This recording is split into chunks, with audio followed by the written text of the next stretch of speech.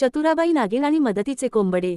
फार वर्षांपूर्वी एका हिरव्यागार घनदाट जंगलात चतुराबाई नावाची एक हुशार आणि शांत स्वभावाची नागिन राहत होती. चतुराबाईचा रंग तेजस्वी काळा होता आणि तिच्या डोक्यावरील फणा फार मोठा आणि आकर्षक होता.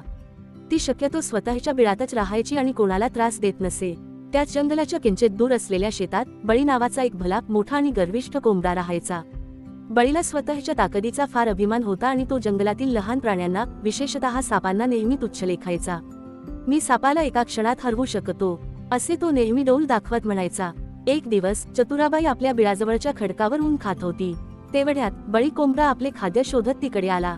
चतुराबाईला पाहून बळीने लगेच आपला मोठेपणा दाखवायला सुरुवात केली. बळी म्हणाला, अरे, हीच ती नागिन वाटते. तुम्ही साप लोक किती भित्रे असता, नुसते सरपटत फिरता. माझ्यासारख्या शूरवीरापासून दूर राहावे, नाहीतर मी तुमचा फणा छाटून टाकेन.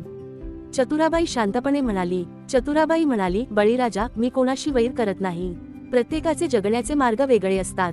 तुम्ही उडता, मी सरपटते. यात काय मोठे लहान? बळीला तिचा शांतपणा आवडला नाही. त्याने मुद्दाम चतुराबाईच्या बिळाजवळ जोरदार पाय आपटले आणि तो निघून गेला. काही दिवसांनंतर जंगलात खूप मोठे वादळ आले. जोरदार पाऊस आणि वाऱ्यामुळे झाडे कोसळू लागली.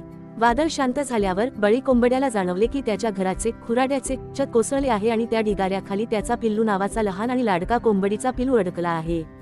घाबरलेल्या बळीने खूप प्रयत्न केले, पण तो एकटा तो मोठा लाकडी ढिगारा बाजूला करू शकला नाही.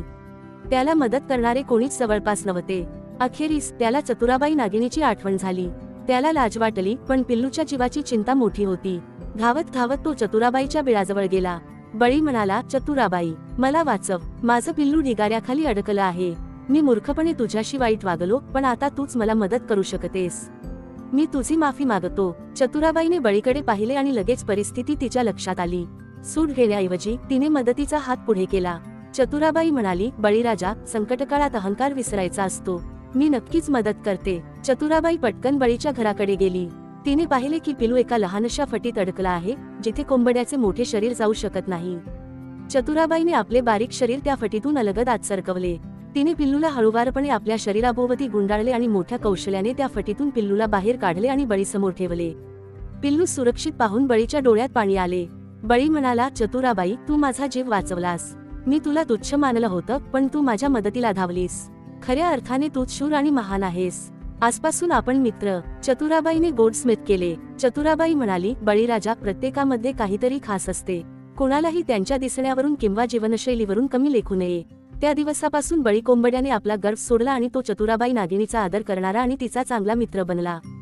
गोष्टीतील शिकवण: कोणाही प्राण्याला किंवा व्यक्तीला त्यांच्या बाह्य रूपावरून किंवा क्षमतेवरून